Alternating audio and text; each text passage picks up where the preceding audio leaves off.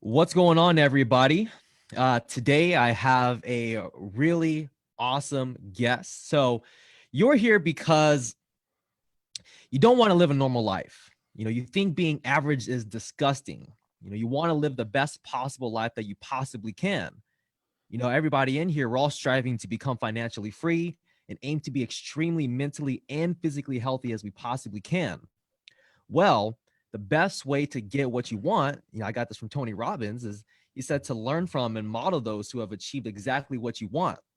So today, our guest today is a man named John Sonmez.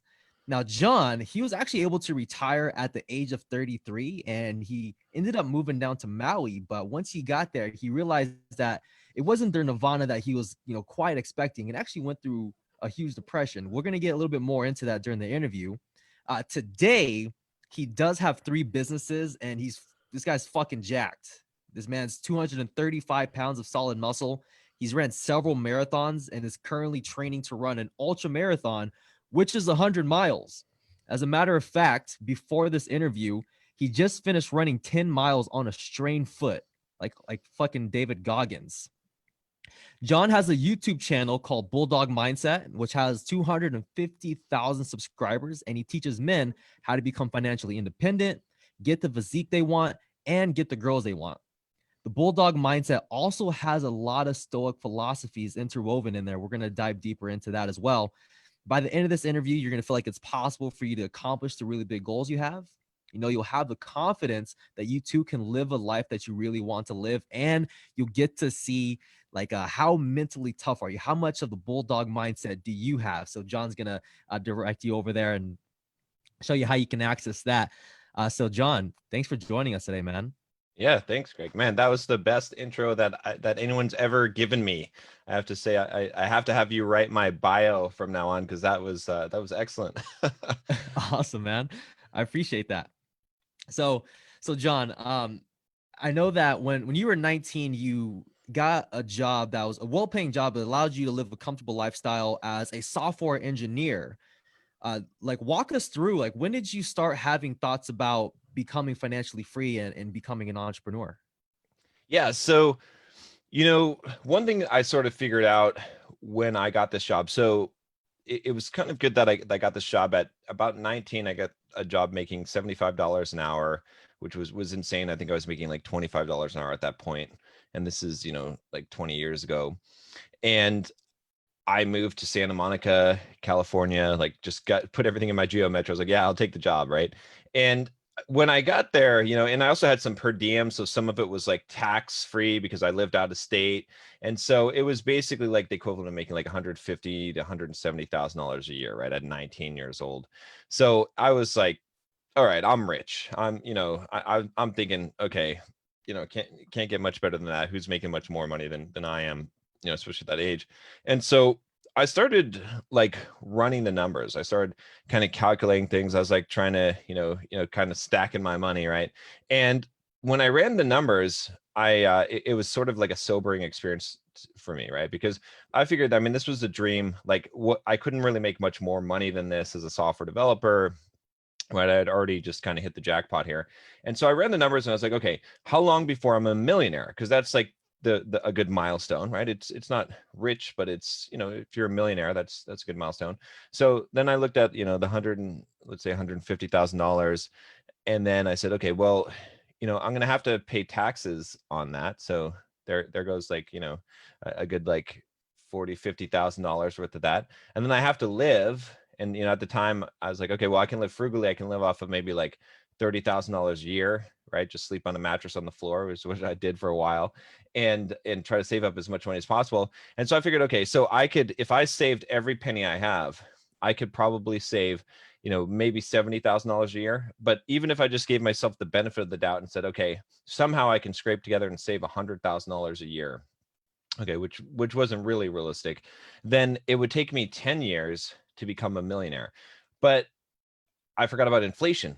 So then I said, well, wait a minute. So a millionaire 10 years from now won't be a millionaire as it is now. So if you factor in inflation, then it's about like 13 or 14 years. So I would have to sleep on a mattress on the floor, okay, and keep this job for that long, and not go out and not buy anything, and basically just save money for 14 years, okay, just to become a millionaire, which is not rich, which is not retired. It's just a millionaire. And so, and I didn't factor in like investing or anything like that. I just, just looking at the money aspect of it. And so here I was, at 19 thinking I was rich, and I wasn't rich at all. I wasn't even close to rich, like $170,000 a year, $150,000 a year, nothing. It's chump change. It didn't matter because it's so far away from even reaching the milestone of a millionaire that's when I realized, okay, it was a wake up call. I was like, how do people actually get rich then? Because who's making more money than me? I mean, what if I was making $200,000 a year? It would still take like a ridiculous amount of time. And who could make more than that, right? So I was thinking, there's no way possibly that you could get rich working a regular job. I don't even care if you're making $300,000 a year. You're still not going to get rich. Maybe you'll get to millionaire status a little bit faster if you scrimp and save every penny. So I started looking around and I started investigating. And I said, okay, how did people actually get rich in America? And it came back to real estate all the time. Every single one of them, like 90% of the wealth was real estate. And in fact, remember, this was 20 years ago, right? So I know there's going to be some people that are going to be some haters on here, but one of the people that I stumbled across and started studying 20 years ago was Donald Trump, actually. Right. So because he was extremely successful in real estate. So, and this is 20 years ago. Right. So, so it's kind of funny because I been following him for a long time. So it's kind of interesting to see like, what's happened, not to get political, but regardless if you love him or hate him, he definitely had some success in the past in real estate. And he was someone that I'd learned a lot about real estate from. And so that was the thing, is like, just seeing that and doing the math, that showed me that, okay, you have to do something else. Okay. And at that time, I wasn't wise enough to understand about building a business so much, but I knew I needed to do something else. So my plan at that point was, okay, I was going to save up as much money as I could. And instead of just putting in the bank or even on a mutual fund or index fund where I was going to get because I ran the numbers like that as well, right? I was like, okay, let's say I get a 7% return, how long will it take me? And I save all my money. It didn't reduce it very, very much at all. Because the thing about compounding interest is it needs a lot of time, right? So it doesn't help you get rich any faster. That's the problem that most people don't understand is compounding interest. Sure, it's great. If you have 100 years, compounding interest, I mean, when you look at like the rich families of the world, like the Rothschilds and whatnot, hundreds of years of compound interest, it's insane. Okay. But 10 years doesn't matter. Right. So then I looked at it and I said, okay, I'm going to invest my money and I'm going to buy a rental property every single year. I'll buy one property. And then I ran the numbers. Okay. And again, I ran the numbers out because I said, okay, if I'm going to do something like this, I need to know it's better than than the two other paths that I looked at. And when I ran those numbers out, I was like, okay, well, worst case scenario, in 15 years, I'll be financially set for the rest of my life, not just millionaire, but multimillionaire, like $3 million around. And basically before that point, I could have passive income coming in to the point where I could retire younger, maybe in like 10 years, and that asset would still grow. So that's what sort of put me on that path. I still didn't have all the pieces there, but I knew, the biggest lesson, like the reason why that was so good was because early on in life, I learned that making money from a regular job, there's no way you're getting rich doing that.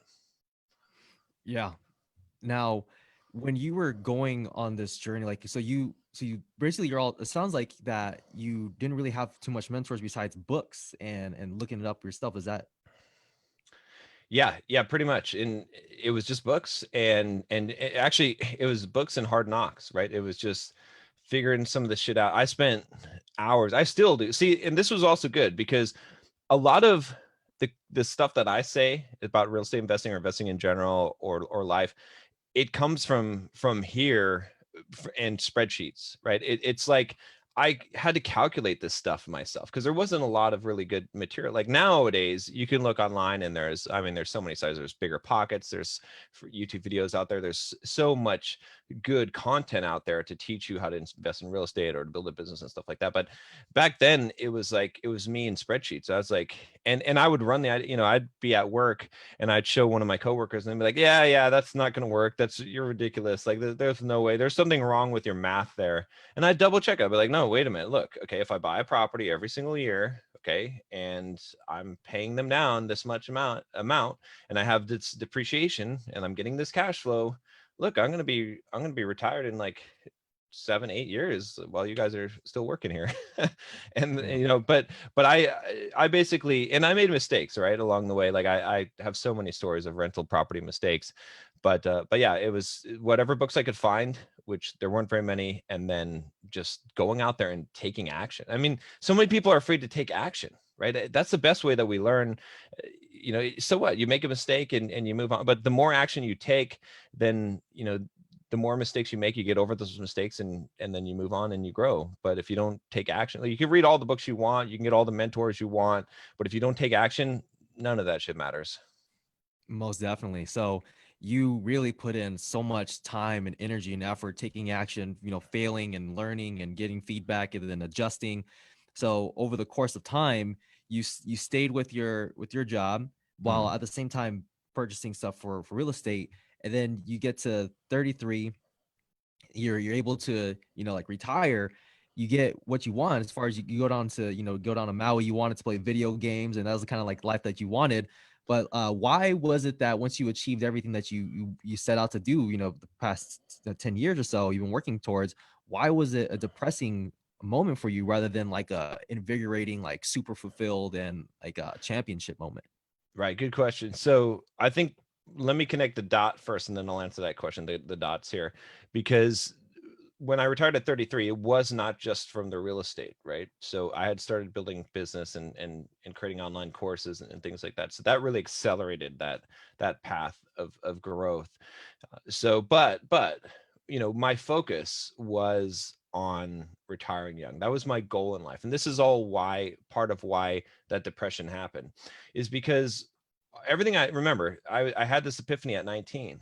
Okay. So from 19 up until 33, I had pretty much one major focus in my life, one major goal, which was to retire, right? To be able to live on the beach and play video games, right? That was, you know, at that time, that's what I was thinking. And so I spent all this time and all this effort working towards that goal. And so what happens, there's this strange phenomenon that happens when you achieve a goal, especially a goal that you've devoted so much of your life to, is now you see, the thing that makes us feel fulfilled and happy in life is purpose. Like we have to be on our purpose, like we have a mission. And that's why even like things like video games are addicting, right? I mean, what is playing a video game? It doesn't benefit you anything. It's just it's just moving some sprite on the screen, but it has a purpose. There's a mission, right? You're going to gain a level, you're going to beat the boss, you're going to get the score, whatever it is, save the maiden. You know, it has a purpose, and that's why it's so addicting to us, because we're feeling like we're fulfilling that purpose. We're getting closer to that thing. Okay. So it's the same thing with life in general. And so when you have this really big goal, like I did, and then you fulfill that goal, you complete that goal, what ends up happening is you're left with this void, because your whole life was built around this purpose. You had a purpose, you had a mission, you had something that you were driving towards. And then even when you achieve that, you know, you enjoy that achievement for some time, but what it turns out is that the things that make us happy and like I said, fulfilled in life, have nothing to do with what we actually have, right? There's this concept of the hedonistic treadmill, right? The more that you have, the more that, you know, it's like even today, right? Like in the United States of America today, so many people complain and they actually think they're in poverty. There's no one in poverty here. No, if you have a cell phone, you're not in poverty. Like the level of wealth that the poorest person in the United States has here is extreme. It's extreme compared to the rest of the world, right? But the reason why those people feel like they're poor is because it's relative, right?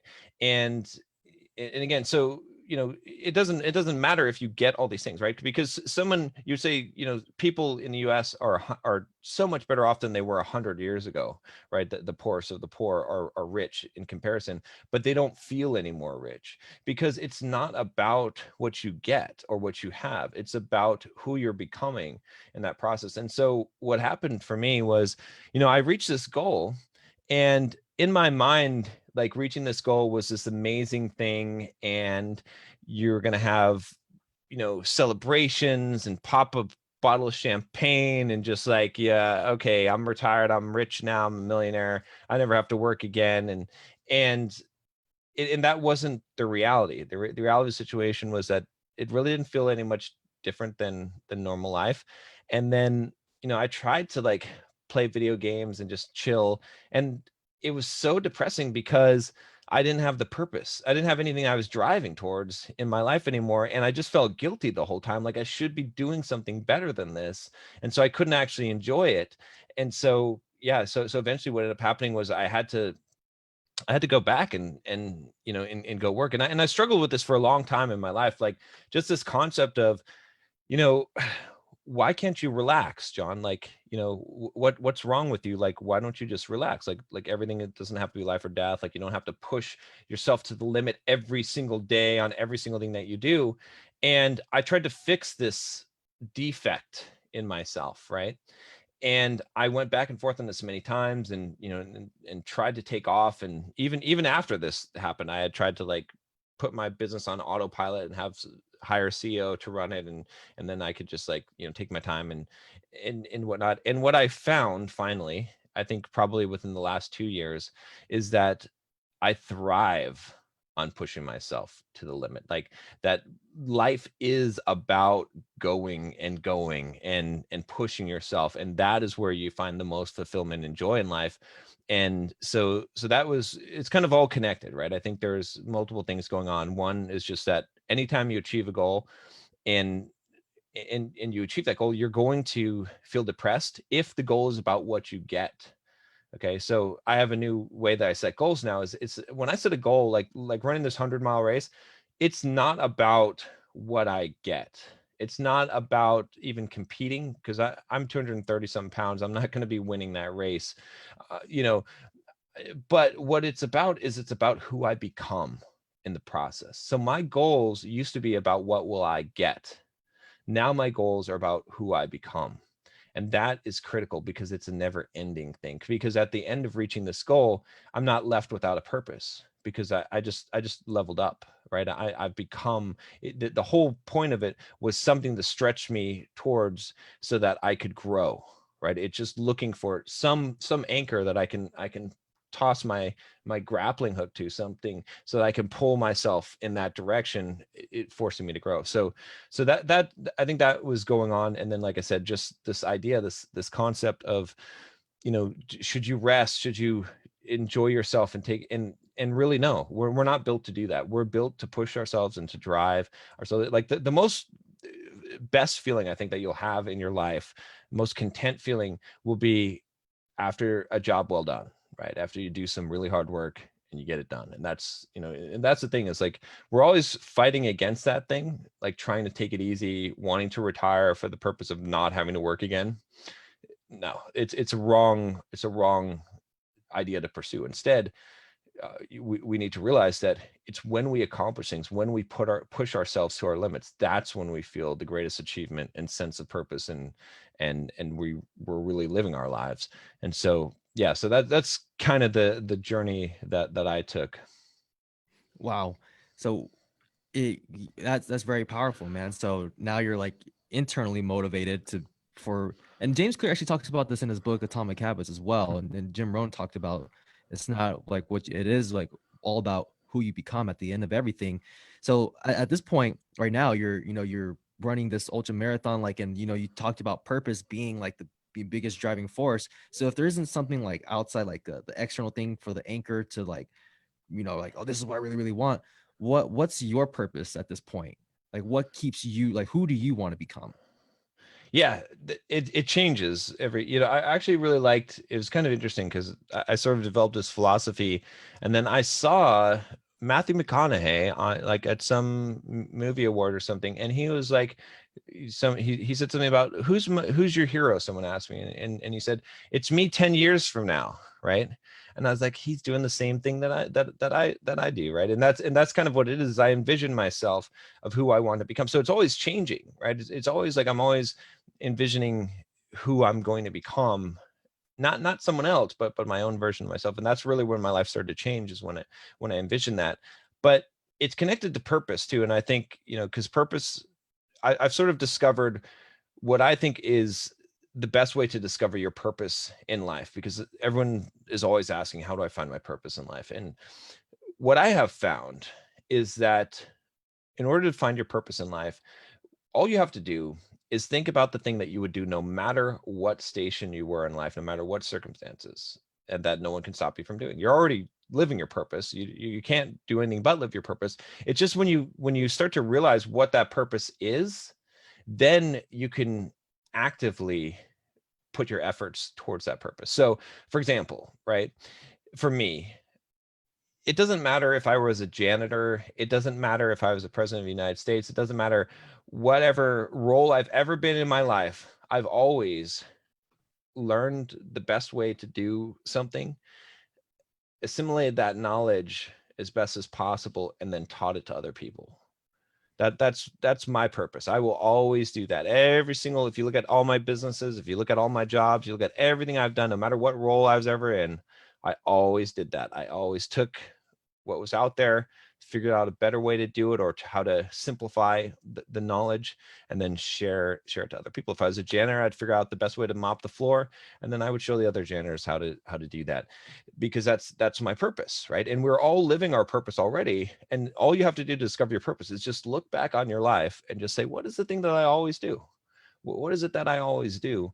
And that's what your purpose is. But so yeah, so that's what my purpose is, and that's what drives me. And so the freeing thing about that also is because a lot of people confuse their purpose with their devotion or their calling or their job or whatever it is, and it's not. It doesn't matter. See, the thing is, like, it doesn't matter what you do, it matters how you do it. And when you're living and understanding what your purpose is, the how you do it is what fulfills the purpose, not the what. It doesn't matter. It doesn't matter what the what is.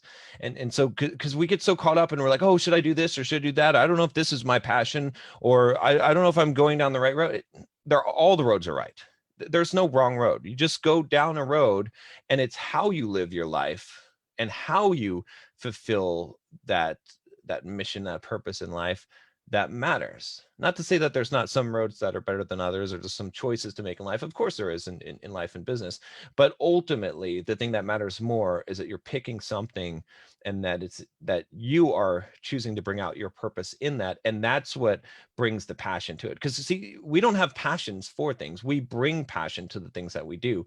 And I think that's such an important thing to understand if you're really going to find, because it's not just about being successful, right? And again, this is the reason why I say all this stuff is because I went down the path, like we talked about, and I hit all my goals, and hit my retirement at 33, and I was extremely unhappy.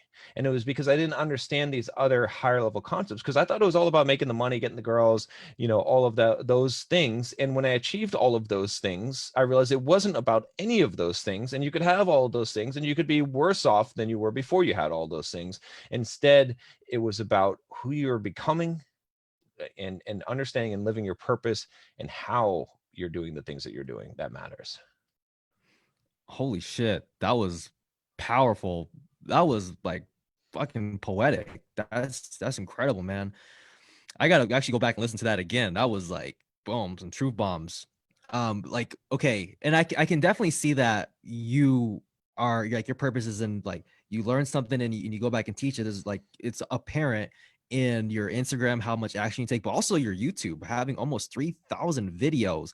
That's like massive action, and that's like, yeah, you're collecting data, whatever, and you're giving it back and showing the people the way, like the best way you have found from your experience, which I think is the best way to come to teach, is not from the ivory tower, but through the actual experience.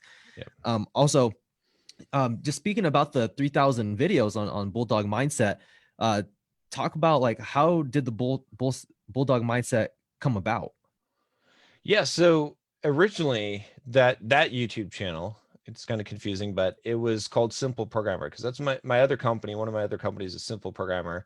And that's initially where I started out really in the business world, was and that company still exists, and it has its own YouTube channel now, even though this one, converted over. So I decided to start up a YouTube channel for it again. But that company is based on teaching soft skills to software developers, right? So social communication and career skills for software developers. But what ended up happening was, again, and this is a reflection of my purpose, I've always sort of taught whatever I'm learning, right, and going through in life. And so, as I was developing and growing as a software developer, I was teaching a lot of software development skills and teaching, as I was learning to market myself as a software developer, I was teaching marketing and branding and all of those things to software developers, right, to my audience.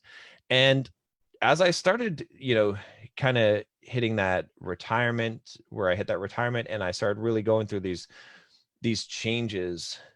There's a couple of different like changes that happened in my life, right? The first transformation was really the one of envisioning who you want to become, right? Of getting rid of some of those barriers, and that kind of led me to some of the success I had up to the point of being able to retire young. But the second transformation sort of came after that, and that was a mental transformation in the sense of really one of personal development, right? Of letting go of old ideas and beliefs and learning to hold on to effective beliefs, not necessarily true beliefs, which was very difficult for me as an engineer with my analytical mind to grasp. But the best way to think about this is Dumbo's feather, right? Dumbo's feather, it didn't actually make him fly, but it was more effective for him to hold that belief because it allowed him to fly.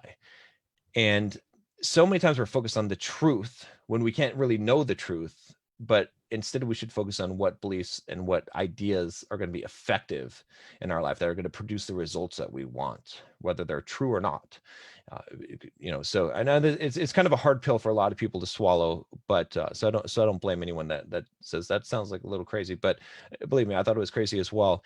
But I started to really read a lot of books that, and the reason why I say this is because, I read books like Think and Grow Rich, which the first time I read that book, I threw it in the trash can. I was like, that is ridiculous. That is some nonsense. He didn't cure his son's hearing by, this craziness, right? Like, I'm like, okay, no way. All right. But I kept on talking to a lot of really successful people, and they kept on saying, read that book. So I said, okay, fine. You know what? The thing about ignorance is that by definition, you are unaware of your own ignorance. So it's like, that scene in Princess Bride where he's like, oh, you can't, the poison, I forget what the poison's called. You can't smell it. You can't taste it. You can't touch, it can't feel, like you can't detect it at all. That's your own ignorance. You cannot detect your own ignorance. You have no way of knowing, right? To you, if you're ignorant, the people who are wiser than you appear as fools. It feels like you are the smart one when you're ignorant.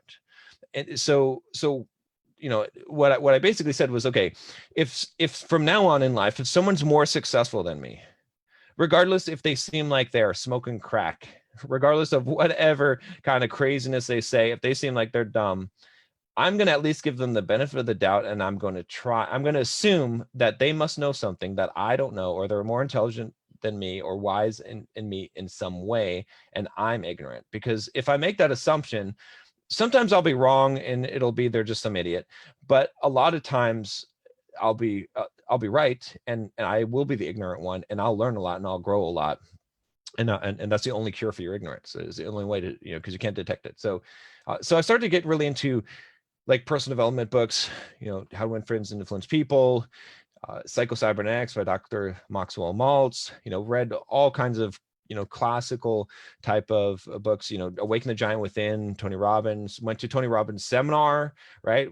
Which is like some crazy shit, right? It's like, and I was like totally against it too. I was there with my laptop, and, people are dancing and hugging, and I'm like, what, where am I doing? I tried to leave. And then one of the coaches was like, dude, you can't leave yet. You got to, so I stayed. I was like, fine. I'll give it the benefit of the doubt.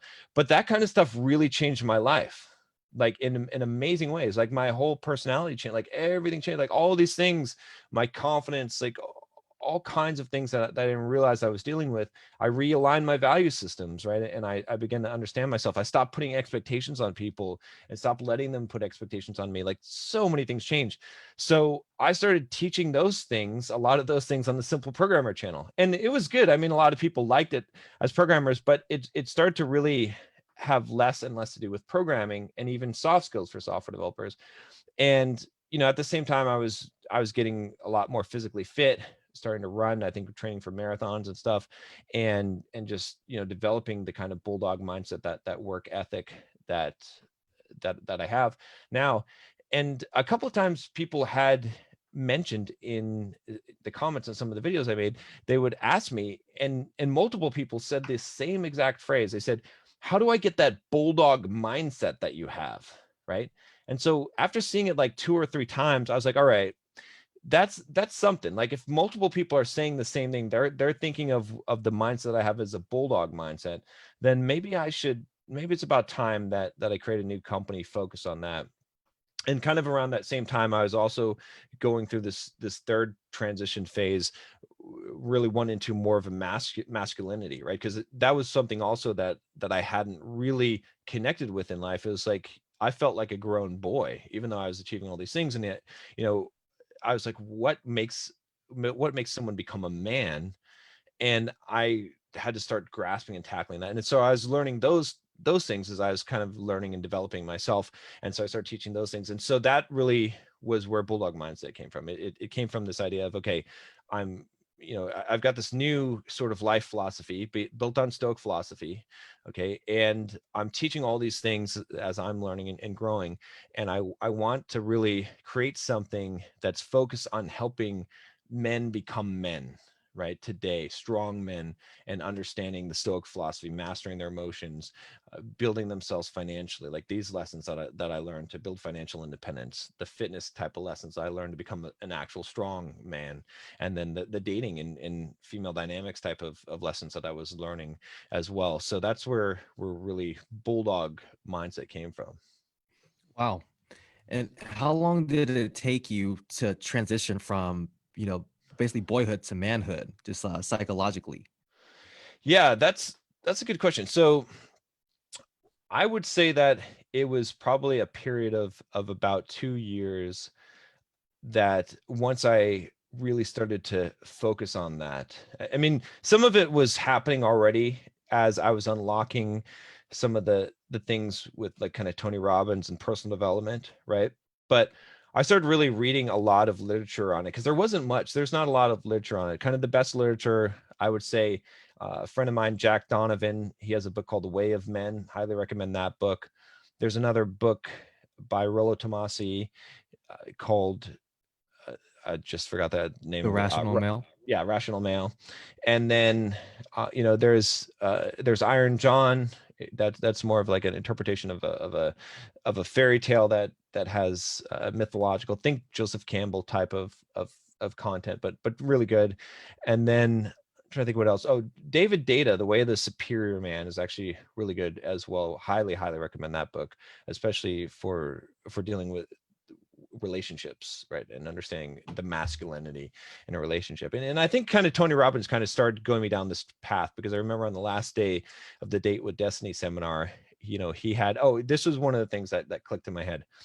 He had all the men like stand up in the room, because he did like a masculine and feminine, and yell like just this war cry. And the women just like reacted with unconscious, like they couldn't help themselves. They were like going crazy.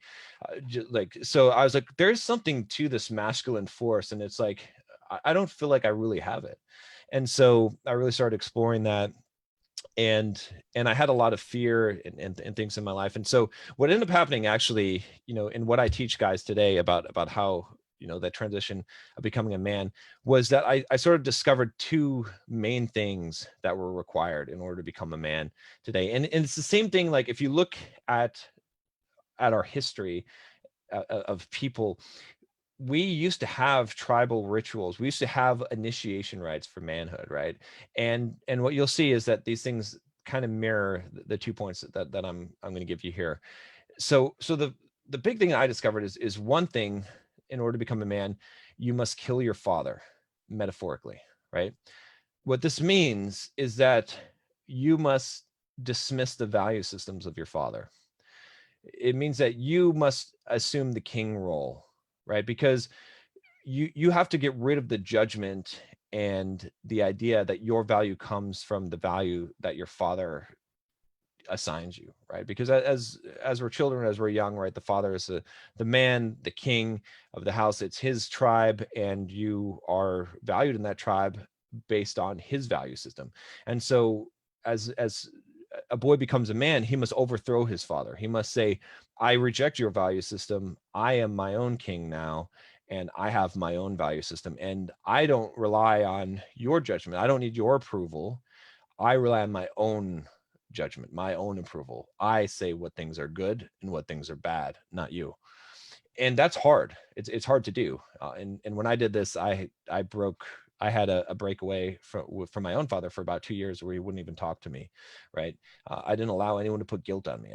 I said, no, I make my own decisions, and I make them because I want to. I don't do anything out of obligation anymore. Anything that I do it out of my own free will. And that was part of it. So that's step one, I think, is like I said, metaphorically killing your father. And then the second one is really has to do with facing the demons of fear and your own mortality, right? Which is that you would get to a point in life where you decide to accept full responsibility and full consequences for your actions, right? So what that means is to stop living a fearful life and to say, I'm going to live my life how I choose and do what I want and accept whatever consequences may come.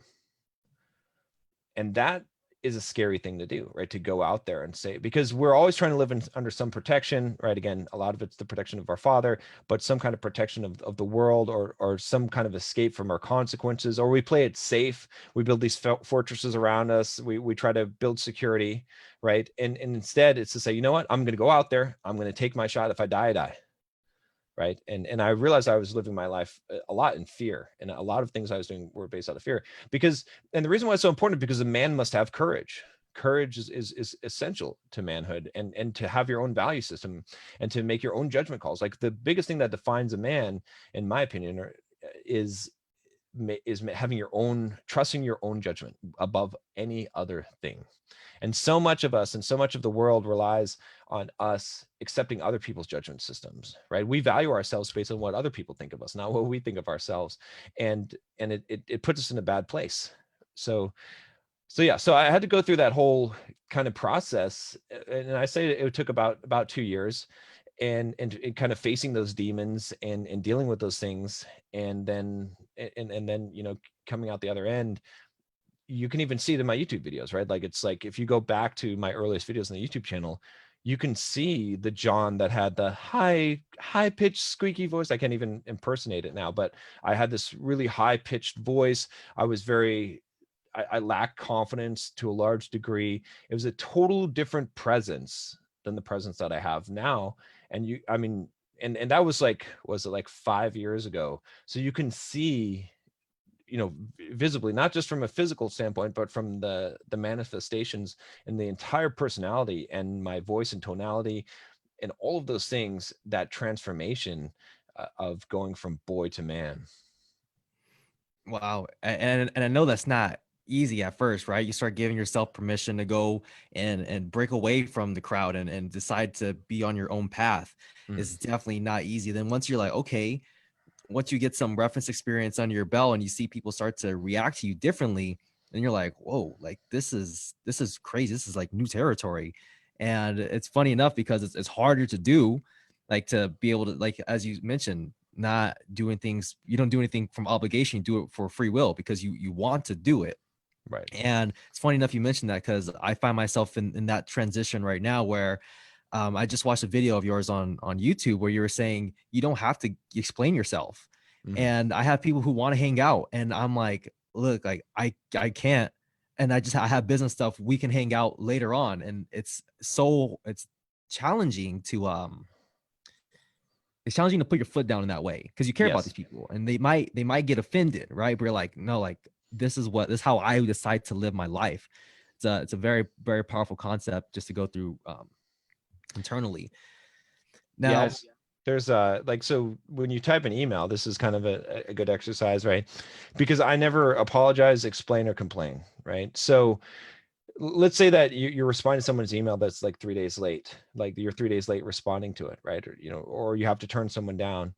Your fingers will automatically start to type, hey, sorry, and then you're like, oh shit, I can't say sorry. So it's like, and then your next thing will be like, I'm finally just catching up on my email now. I had a lot of shit I'm explaining. So then you realize that the right thing to do is to just answer it. Not apologize, not explain, just answer the email. That's it. And that's like, it's a good exercise because you get a lot of emails. So it teaches you. And then anytime you're in a conversation with someone, you'll stop saying sorry and you'll stop explaining yourself and you'll just start saying the thing, just, take me as I am. This is what it is. And if you do something wrong, because then people complain, they're like, oh, well, John, why don't you ever apologize? Don't you ever do anything wrong? Yeah. If I do something wrong, I just state I did something wrong. I don't need to apologize. I intended to do it. Apologies are for accidents. Everything that I do, I intend to do. So I did it. It might have been the wrong thing and I might regret having done it, but here it is. I did it. For example, let's say you show up late for work because you didn't wake up when your alarm goes off and your boss says, hey, you're late. You say, yeah, I'm late. My alarm went off. I ignored it and I didn't come on time. And that's it. You don't explain. You don't say, oh, I was tired. No, you just say it. And I'm ready to accept whatever consequences that entails. That's it. And you get into the habit of doing that. And now you're in control. Mm-hmm. And that shows really the full ownership of your decisions. And like, yeah, I own it. Like this is, and wow. So right now I know you're doing, you're training for your ultra marathon. You push yourself to the limit every single day. Like, do you have like a set routine that you do? Do you have something that you do in the morning to get you, ready for the day, or is it kind of random? Like, how does that look for you? Yeah, I don't really do the morning routine thing. I found that I tried to do it for some period of time, but I found that what ended up happening was it was an obstacle for me because it would take time and then I would feel like I would dread having to do all these things before I could actually get to work. So, I mean, for the most part, I get up at 5:45 most mornings and then I just go and run, get my run done. Cause I usually have a run every day now with this kind of training because it's a lot, might be running 80 miles in a week or so. And then, but my day is usually more scheduled in the sense that I use a time management system that I created that sort of uses a Kanban board. You can think like a Trello board, and then I schedule everything into Pomodoros, and I make cards for every single Pomodoro. So I basically plan out my entire week in how much time that each task is going to take me in terms of Pomodoro. And then I have a goal of completing so many Pomodori per day. And that's sort of how I structure things. But as far as, like the kind of morning ritual routines, I don't really do that much. I mean, from time to time, maybe if I feel like I need to get something set up, like if I want to put something into a habit loop of mine, I might insert it into a habit that I already have in order to make sure that I do the thing. But aside from that, I don't really do the morning routines. Mm-hmm. So you have the Pomodoro technique, however people like to vary as far as a time frame. Now I'm sure and this comes down to the discipline, right? Like there's times where, you got to get things done whether you feel like it or not. One thing that I like to tell, my audience personally is like the way you build that is not just when it's called for in that moment, like where you're going to go to work and it's like, all right, now I have to make that decision. Now it actually comes from like little ass micro decisions that has nothing to do with that leading like randomly in your day. Right. Um, like, do you like you feel like that as well? Like, do you just like that's like kind of like a lifestyle that you live, right? Like, I don't feel like doing this specific thing, Yeah. no matter how small it is, and that bleeds into other areas. So there's a couple of things about that I've got a couple of philosophies on this. You'll find that I've got like philosophies for almost everything now. But I found what works, and here's what there's two things. So first of all is I avoid making judgment calls. Right. I think that if you make judgment calls, you will make bad judgment calls. As much discipline and willpower I have, if I am constantly bombarded with choices, I will make bad choices a majority of the time. So, and that's under duress in the moment, right? So if there's chocolate cake and there's, whatever salad or egg whites, I'm going to choose a chocolate cake in the moment, right? Because I'm weak. All right. Now, I say this being someone who runs marathons and does all these things, right? The average person probably is slightly weaker than me as far as willpower, but that doesn't matter because, see, I have the superpower, the secret that makes my willpower seem a lot stronger than what it is, which is that I pre-make my decisions ahead of time. I don't make judgment calls. I don't make, like, when I went to do my run this morning, not 1 second in my mind did the thought come across my head, should I run today or not? It's on the calendar. It's scheduled. It's my run. I'm doing 10 miles today. That's it. Everything is, for me, is life or death. There is no thing that I never miss a workout. I never miss a thing that I'm supposed to do because I have made the decision ahead of time. And I stopped doing it now, but I ate one meal a day for 5 years and I would only eat dinner. I'd fast until dinner every night. And it wasn't hard once I made the decision to do it. It's the way I look at it, the way I kind of explain it is, when you get to a stoplight and it's red, you don't decide whether you're going to run the stoplight. You've already made the decision ahead of time. Like, it doesn't even, sure, maybe it's inconvenient that you have to stop here and maybe there's no traffic coming the other direction, but you don't run through the red light. It's because you're not making the decision all the time. When it's time to go to work in the morning, I mean, most of us don't just skip work. Right? It's not a choice anymore because we've made it into a commitment. We've pre-made the decision. And so what I've done is I've created a lot of rules for my life.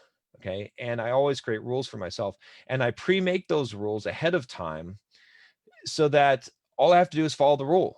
I don't have to make a decision. If I have to make a decision all day long about bad habits or bad things, or should I do this or that, or do I feel like working, I'm going to make bad decisions and I'm going to fail.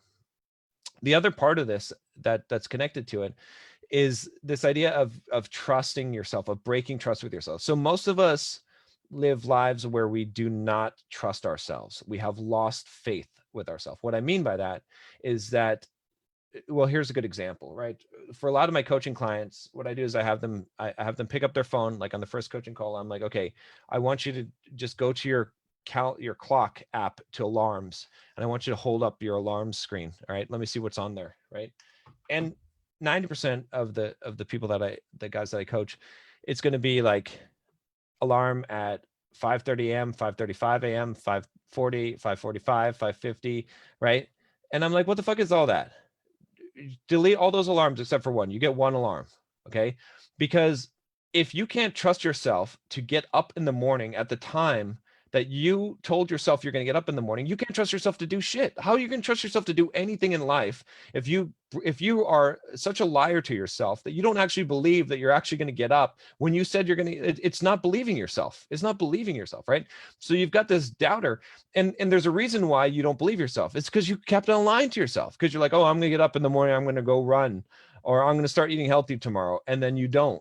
And then it's like pretty soon, your subconscious is like, yeah, this guy, yeah, he talks all this shit. Yeah, okay, let's put your little Nikes by the door. You're not going to fucking put them on and run in the morning. You're full of shit, right? And then morning comes around and he's like, yeah, I told you, you're not going to do it. Fuck it. Let's just go, just go get a donut. Fuck it, right? And then that's what you do. And so you don't trust yourself. Okay. And so if you don't have faith, if you don't trust yourself, then you're not going to be able to do anything. And in fact, this is so critical. This is the reason why I make it life or death, is because it literally is life or death.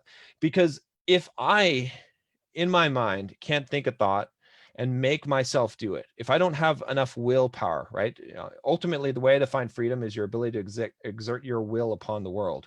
Okay. If I can't even exert my will upon myself, I'm not living my life. I'm just a pinball in a pinball machine. What's happening in my life is just whatever happens to fire the right circuits in my brain that, oh, look, there's some candy over here. Oh, there's a stick over here, right? Whatever random events that happen in my life. I'm not actually directing my life. I'm only responding to events with a pre-programmed response. Okay. And I'm not controlling anything. So I'm not living my life. I might be watching a movie of my life. I think of it as being strapped, duct taped in the back seat of a car that's my life and someone else is driving. Okay. I want to be in the driver's seat. That scares the hell out of me. The idea of not being in the driver's seat, the idea of my life just being a random series of events that I have no control over, except for the few lucid moments that I realize this and then take control of the steering wheel. So what everyone has to do in life is you have to say, fuck this. I'm taking control of the steering wheel right now, and I'm not lying to myself anymore. I'm regaining trust with myself. It's like, the car alarms go off, and then they've, when car alarms first came out, I'm sure people were like, oh shit, someone's stealing a car. But now you hear a car alarm go off, you're like, oh fuck, the car alarm went off, right? You don't even think, oh, maybe someone's breaking into that car. Okay, because it's a false signal now. So you have to reset it. You have to say, from now on, we're paying attention to car alarms, and every time we hear a car alarm go off, it's going to mean something, right? Because and so that's what your word has to mean to yourself. You have to say, every time you tell yourself you're going to do something, you're going to do it, life or death. It doesn't fucking matter. If you can do it, you are going to do it, because you're going to rebuild that trust with yourself. And you start with small commitments. You start with small things. You say, okay, and this is where I start with my coaching clients. I'm like, okay, your alarm, pick your alarm, whatever time. Tomorrow you're getting up at that time. Okay. Well, I need a backup alarm. What if I don't get up at that time? If you don't get up at that time, then you suffer the consequences. Then you go into work late, and your boss says, why are you late? And you say, because I didn't get up when my alarm went off. And that's all you say. And then you accept whatever those consequences are, right? Otherwise you're getting up, right? And so once you start with those small things and you're like, okay, then you have your power to influence your world and your life changes dramatically, because now I can think a thought in my head and I know it will happen, right? So when I sign up for this 100-mile race, all right, which is, it's a daunting thing. I'm going to be running for 24 hours straight. Okay. I know I'm going to do it. There's not a question. It's not, am I going to make all the training, or if I'm ready, I will be ready and I will run the race. Aside from something like breaking my ankle, luckily I avoided that. I only sprained it. But if it's within my power at all, it will happen, because I've decided it, because I trust myself 100%, because I do not let myself down. And it's so important to keep that trust once you have it. And that's why, it's like sometimes I'll do crazy shit and people are like, why are you doing this? You don't even need to do this. And it's because I told myself I'm going to do it. So I'm going to do it, right? Regardless, I'm not letting myself off the hook. It doesn't matter if there's circumstances that are against me. And it's so important that we do this. And then we build that trust with ourselves, and we keep that trust with ourselves, because that's the only thing that puts us in the steering, in the driver's seat of our car. Otherwise, our life is not our life. Damn. Man, if I had like a bomb, like a sound effect, like real Bradley, I would fucking drop it right there. That was powerful. Like, making the decisions beforehand and really sticking through with that, and just, start with those little things. I'm going to continue on that point. Everybody who's watching live in the Facebook group, if you have any questions for John, now would be the time to drop them. Hal Elrod talked about that in his book, Miracle Morning, where it's like, when you snooze your alarm, you subconsciously tell yourself that it's okay for you to not follow through with the things that you say you're going to do. Yep. So here we have Kyle. He says, yeah, been to UPW. Yeah. We have Rosa, make your move. Tony Robbins is awesome. There we go. Yeah. Make a move. Make a move. I fucking love Tony. We have Omar. He has, what are some of your rules that have resulted in your best outcomes? Yeah, that's a good question. So one of them was definitely the no eating until 5 p.m. when I did the 1 meal a day. That was a big one, because that resulted in, that just required a lot of discipline, and it helped me a lot physically. It was a lot easier to lose weight and to maintain a lean physique. Another rule that I had was, and I still have, is that if I start something, finish it, right? Always finish it. And that rule works both ways, right? Because it comes down to you don't make, you think about something before you start it, because you say, how will this end, right? It's like Stephen Covey says, like, begin with the end in mind. So I have my own version of it. It's like, what's going to happen? Am I actually going to finish this thing? Because if I'm not going to start it, because if I do start it, I must finish it. So So that's a solid rule that I have. And then I've created different rules at different times, right? Depending on what I'm trying to accomplish and do in life, right? So at one point when I was really hustling, and I still have rules around quotas, right? I have quotas every week, right? So I will always produce 3 YouTube videos a week. At one point I was doing 2 videos a day, and that was just my quota at that point. But now it's 3 videos a week. I'm going to do my Instagram posts 6 days a week that will come out. I will have my podcasts, and then I've got a few other ones, like a Bulldog Mindset lesson that I create every week. And I just do it every single week, that it's my rule that it must be done. At one point I had rules very strictly around how many Pomodoro that I need to get done in a day. I had it where I had to do 12 Pomodoro every single day. And I even made rules where I wouldn't eat until I did it, or I wouldn't, do my run until I did it, and or things like that.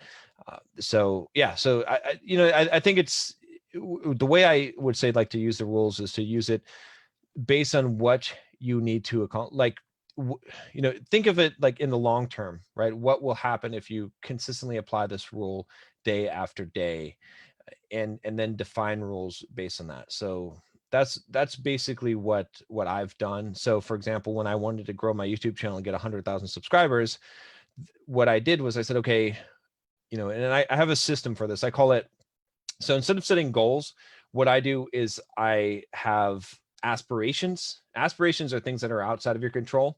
So let's say making $1 million this year. You can't control that directly. Having a YouTube channel with 100,000 subscribers, can't control that directly. Okay. Those things are not good goals. So, but you can derive a goal from an aspiration. So I had an aspiration of having 100,000 subscriber YouTube channel. So I derived a goal from that, which in my definition, a goal is something that you have direct control over. And so what I did was I said, okay, I bet there's probably a 99% probability that if I have 2,000 videos on my YouTube channel, that I will have at least 100,000 subscribers. Because I don't know any channels that have 2,000 videos that don't have at least 100,000 subscribers. So my goal was to make 2,000 videos. That I have direct control over. I can control that. So I said, okay, I think at the time I had like 500 videos on my channel or 700. And I did the math and I said, okay, if I want to accomplish this in 2 years, what do I have to do? And what it came out to was 2 videos a day and 3 on Sunday. 15 a week is what I needed to do. So I made a rule that said every week you're going to do 15 YouTube videos, right? And so that rule allowed me, it guaranteed, if I followed that rule, I would guarantee reaching my goal, and I would have like a 98% chance probability of reaching my aspiration, right? So it made it into a concrete thing. So that's how I define rules, is I look at that. I say, okay, what is the big aspiration I have? What are the goals that I have direct control over? Okay, and then how can I break that down into rules that will ensure that I reach those goals in the time frame that I set? That's the surest way to get an outcome that you want. And so many people have these stupid aspirations that they call goals, and they're like, "Oh, I want to be a millionaire." Okay, but you don't have control over that. You don't have control over that. You have control over how many hours you work in a day. You have control over how much YouTube videos you make. You have control over how many people you call on the phone to try and close on a sales call. You have control over all of those things, but you do not have control over how much money that you make in a year, or how many people subscribe to your YouTube channel, right? You can only control the things that you can control. So the best thing to do is to create rules that are going to lead you to the goals, which are the things that you directly control, that have a very, very high probability, if you achieve these goals, that it will achieve the aspiration. Bam. Dang. Focus on what you can control. Yeah. That was that's fantastic, man. Yeah. I'm definitely gonna apply that. I write down my goals like stuff that's out of my control, and I'm definitely gonna revamp that. Thank you for that. Yeah. Well, John, hey man, I really appreciate you being generous with your time, helping out my audience, giving back. Where can my people find you? Yeah. So the best thing to do is just go to bulldogmindset.com. You'll see a little pop up there for the Bulldog Quiz, or you can just go click on the tab to get the quiz. I suggest you take the quiz. The quiz is like a 10-question quiz. It's going to tell you what your Bulldog score is, what your mental toughness factor is, and all these things I talk about, from finance to fitness to relationships and having courage. it'll give you some ratings on there, and then I'll send you some information on how to increase that. And that's a good way to get introduced into my content, because from there I'll feed you kind of the things that you need in order to grow in your life. Awesome. And also, yeah, I've taken that quiz. I'll share my results with you once you do it. I'll share with my group here. Nice. John, again, thank you so much, my man. Yeah. Take care. Yeah.